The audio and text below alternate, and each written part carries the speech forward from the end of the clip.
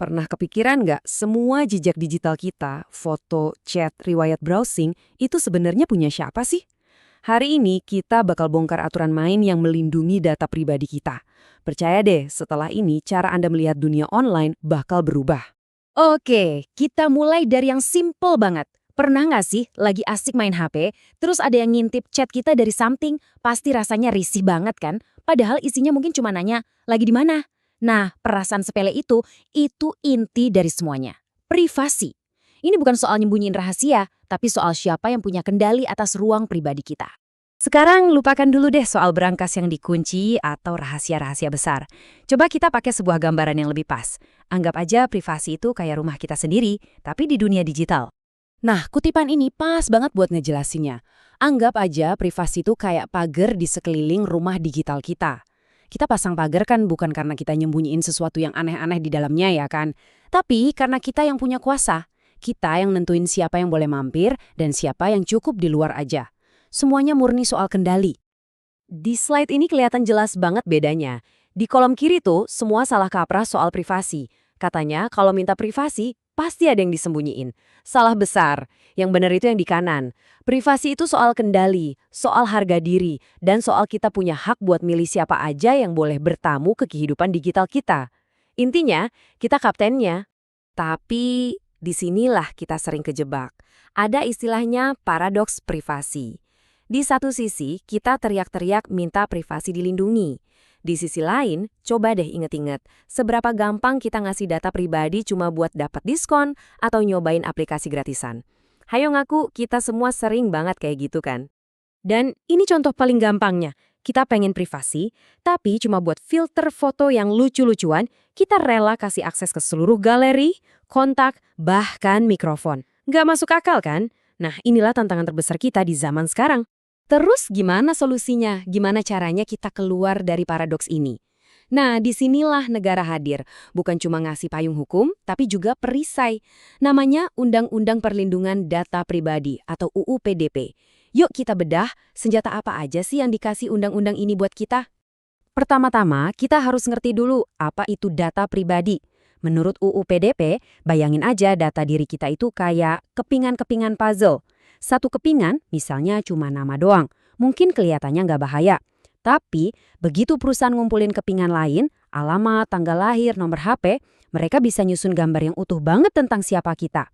Nah, gambaran utuh inilah yang dilindungi oleh hukum. Nah, ini poin yang penting banget buat dicatat. Hukum nggak ngelihat semua data itu sama rata. Ada data umum dan ada data spesifik. Data spesifik kayak info kesehatan atau sidik jari itu dianggap super sensitif. Kalau sampai bocor, resikonya luar biasa besar. Makanya perlindungannya juga harus ekstra ketat. Dan inilah kekuatan super kita sebagai pemilik data, atau istilah hukumnya subjek data. Kita punya hak untuk tahu, hak untuk membetulkan data yang salah, dan yang paling keren, hak untuk dilupakan. Bayangin, kita bisa nyuruh sebuah perusahaan buat ngehapus total semua jejak digital kita di server mereka. Bener-bener hapus loh, bukan cuma nonaktifin akun. Keren kan? Oke, pertanyaannya sekarang, siapa dong yang punya kewajiban buat jagain data kita? Apa semuanya tanggung jawab kita sendiri? Tentu aja enggak. Hukum udah nunjuk siapa aja yang jadi penjaganya. Yuk kita kenalan sama mereka. Jadi, ada dua pemain utama di sini, pengendali data dan prosesor data. Biar gampang, anggap aja pengendali itu arsiteknya. Dia yang nentuin, data ini mau diapain ya, dan tujuannya buat apa. Nah, prosesor itu tukangnya, yang ngerjain persis sesuai perintah si arsitek. Jadi, kalau ada apa-apa, yang paling bertanggung jawab secara hukum, ya si arsiteknya, si pengendali data. Dan para penjaga ini tugasnya bukan main-main loh. Mereka itu terikat sama hukum, mereka wajib mengamankan data kita, wajib jaga kerahasiaannya, dan yang paling penting, kalau kita datang ngetuk pintu buat menggunakan hak kita, mereka wajib merespons. Nggak bisa tuh dicuekin. Sekarang, gimana kalau skenario terburuknya kejadian? Gimana kalau semua tembok pelindung itu jebol? Apa yang terjadi pas data kita bocor? Menurut hukum, definisinya itu tajam banget. Kebocoran data adalah kegagalan perlindungan. Titik. Jadi ini bukan lagi soal, wah ada hacker canggih. Bukan. Ini adalah bukti kalau pihak yang kita percaya buat jagain data kita, itu udah gagal ngejalanin tugasnya. Dan inilah aturan main yang mengubah segalanya. Kalau data kita bocor, perusahaan nggak bisa lagi diam-diam aja. Mereka cuma punya waktu maksimal 72 jam, 3 hari, untuk lapor ke pihak berwenang dan yang terpenting, ngasih tahu kita. Jadi, era nutup-nutupin kasus kebocoran data itu udah lewat. Jadi pas krisis terjadi, mereka nggak boleh panik dan bingung. Ada protokol wajib yang harus diikuti. Pertama, identifikasi masalahnya. Kedua, langsung sumbat kebocorannya biar nggak makin parah. Ketiga, yang tadi itu, lapor dan kasih tahu kita dalam 72 jam. Dan terakhir, pulihkan sistem sambil belajar dari kesalahan. Jadi ada jaminan prosedur yang jelas buat ngelindungin kita, bahkan di saat paling genting sekalipun. Nah, setelah kita paham semua aturan main ini, peran kita di dunia digital ini jadi beda loh. Kita bukan lagi cuma jadi pengguna yang pasrah. Inilah inti dari semuanya.